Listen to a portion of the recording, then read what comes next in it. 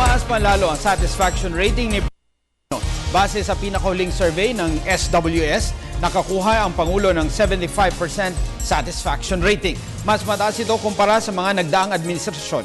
Si Elena Luna ang ating tagapagbalita. Malugot na tinanggap ng palasyo ang survey ng Social Weather Stations o SWS sa pinakabagong satisfaction rating ng Administrasyong Aquino. Ayon sa survey, 75% ng mga Pilipino ay kontento sa ginagawa ng pamahalaan ni Pangulong Aquino.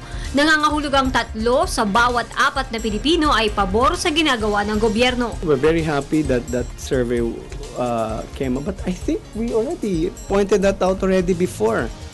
So this is not new news for us. We've already said we were happy in June. We'll be happy also now if the numbers are up. Ayon din sa survey, positive 66 o very good ang puntos ng Pangulo mula sa 75% na kontento, 9% na hindi kontento at 16% na porsyentong hindi sigurado. Ang positive 66 na ito ay mas mataas ang 13 puntos sa sinundan nitong survey 3 buwan na ang nakakalipas. Ito na rin ang pinakamataas na satisfaction rating ng gobyerno matapos ang naitalang positive 64 noong September at November 2010. We'll always be happy if the numbers are up.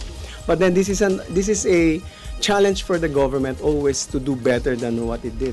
But these are perception numbers. Regardless of what the numbers will be, the government is focused on addressing inclusive growth and addressing corruption in the country.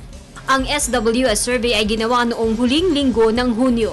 Para sa Telebisyon ng Bayan, Elena Luna.